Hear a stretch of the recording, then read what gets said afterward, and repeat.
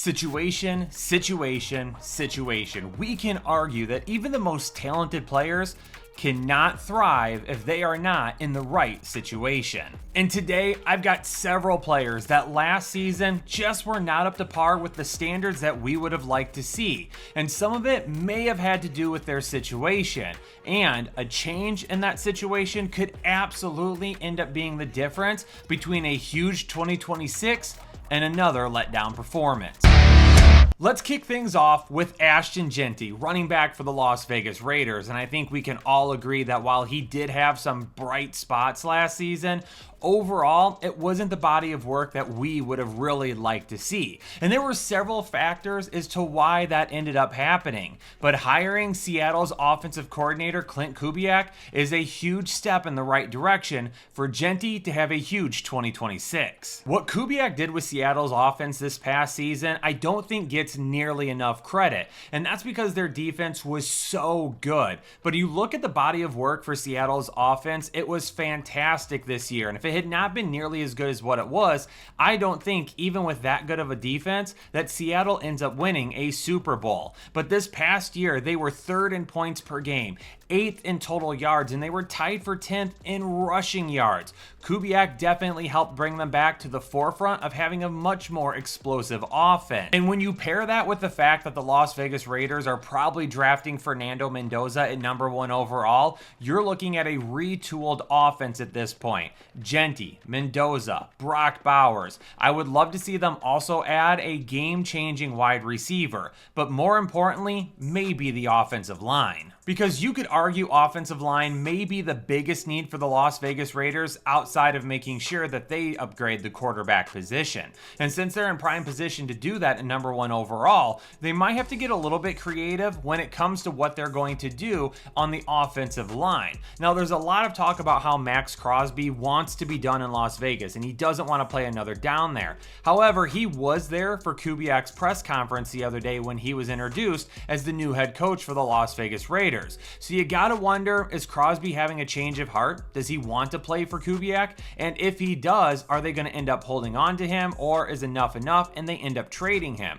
Because one of the best ways to, let's say, kickstart a rebuild process is to get a ton of draft picks and potential players. And Max Crosby would definitely net that type of return. Justin Jefferson is coming off of what you could argue is his worst statistical performance of his professional career. And it still wasn't even all that bad. He had 84 catches, had over 1,000 receiving yards. The touchdowns were a big issue though, as he only caught 2 this season. But unfortunately, JJ McCarthy just didn't progress to where Minnesota would have liked. They had to turn to guys like Carson Wentz and Max Brosmer at times this season because of injuries to McCarthy. And even though the quarterback situation has never seemed to affect Justin Jefferson in the past, it absolutely did this season. And it seems like Minnesota is poised to bring in a veteran quarterback to back up JJ McCarthy this season. There has been talks about them being linked to a guy like Geno Smith. And even though Geno Smith really didn't get things done in Las Vegas this year, you could argue part of the reason why is he didn't have an offensive line. And Minnesota's offensive line would be much better. But the whole point to that isn't the fact that I don't believe in JJ McCarthy, because I absolutely do.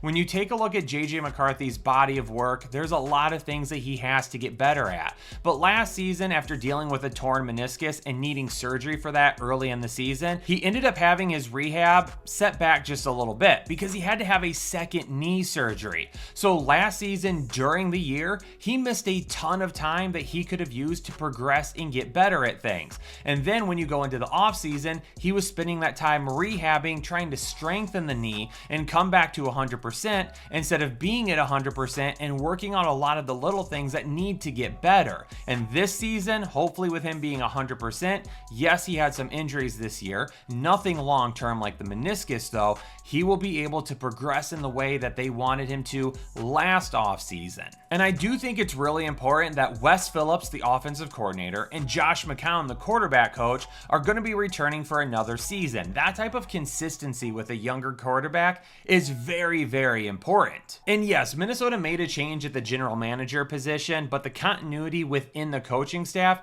is not going to change all that much. The landscape that needs to change here for Justin Jefferson is the landscape when it comes to his quarterback. The situation JJ McCarthy is in, getting better. The fact that they're going to probably invest in a backup quarterback that they believe that they could trust to step in if McCarthy just doesn't progress or deals with more injuries. Those things are the landscape that we need to change and the situation that we need to change so we can ensure that Justin Jefferson has a successful 2026 no matter what.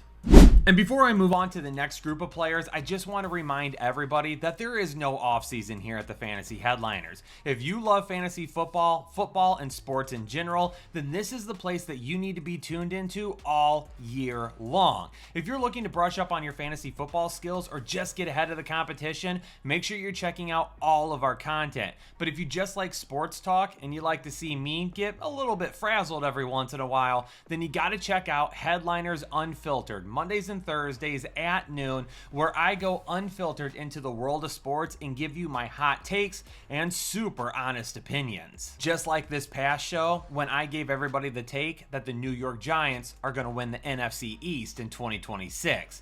You're not going to want to miss that.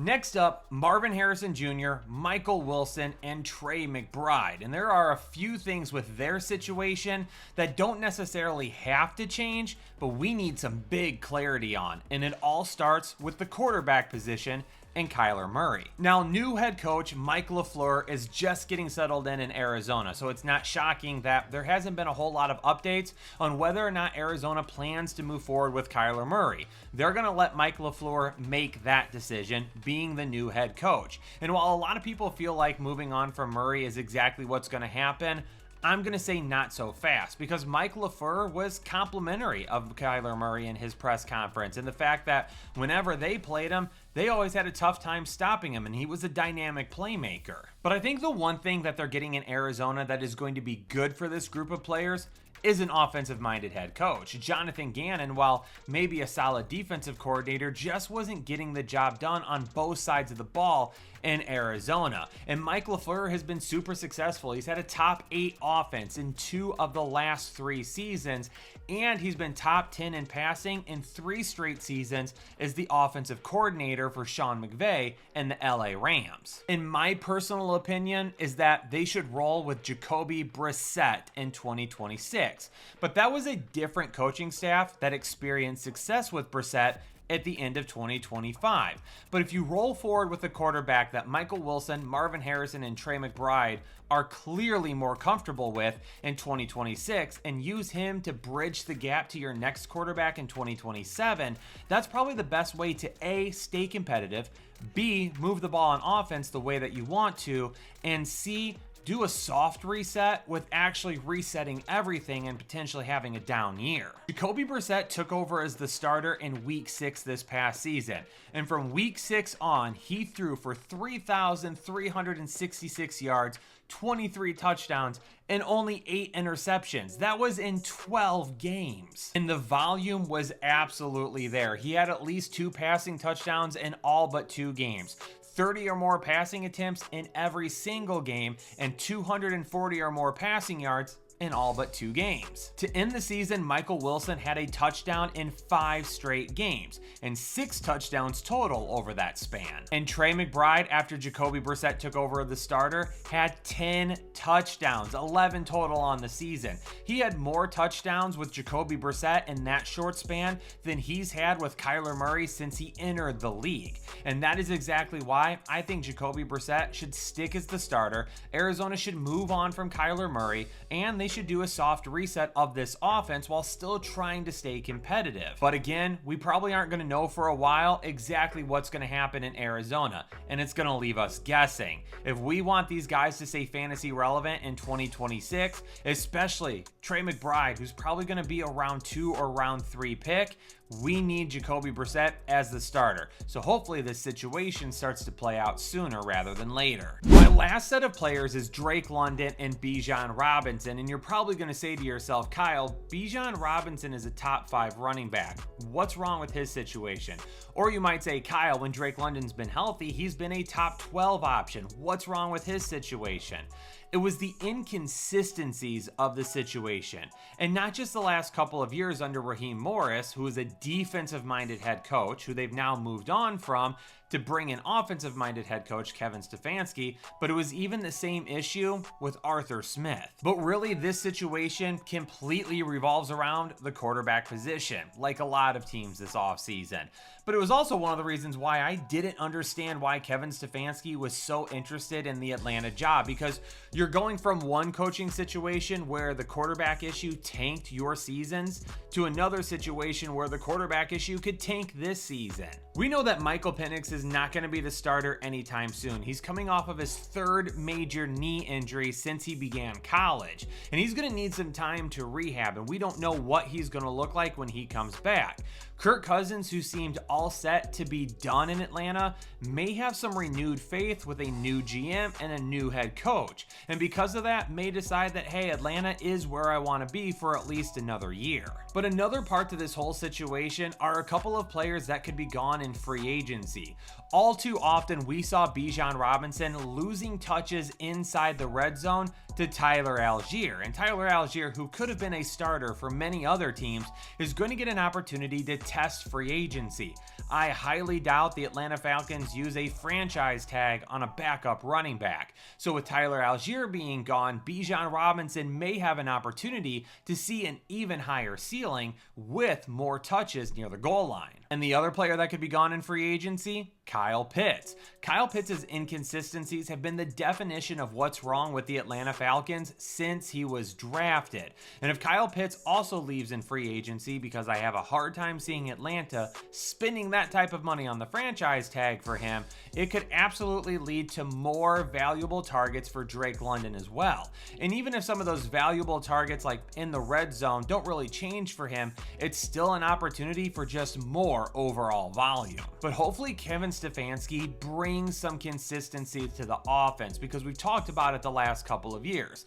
Bijan Robinson would go off and he would have a huge game, and then the next week it felt like they just didn't utilize him, and it made absolutely no sense because he was still playing well, but he would completely disappear from the game plan. The same thing could be said for Drake London. There would be times where he would be utilized extensively all over the field for 3 quarters, and then all of a sudden in the 4th quarter they would stop throwing the ball to Drake London. Even though he would be open, the game plan was also like it was set up to just roll the ball down the field as far as we possibly could with every single target, and Drake London was just a decoy over the middle. We need more consistency in this offense, and hopefully Kevin Stefanski, and addition by subtraction with a couple of players being gone in free agency. But Headliner Nation, who's the player that you're thinking could benefit greatly from changes? Next week, I'm going to have a video coming out about the top free agents that will be available this offseason and where I think their landing spots would be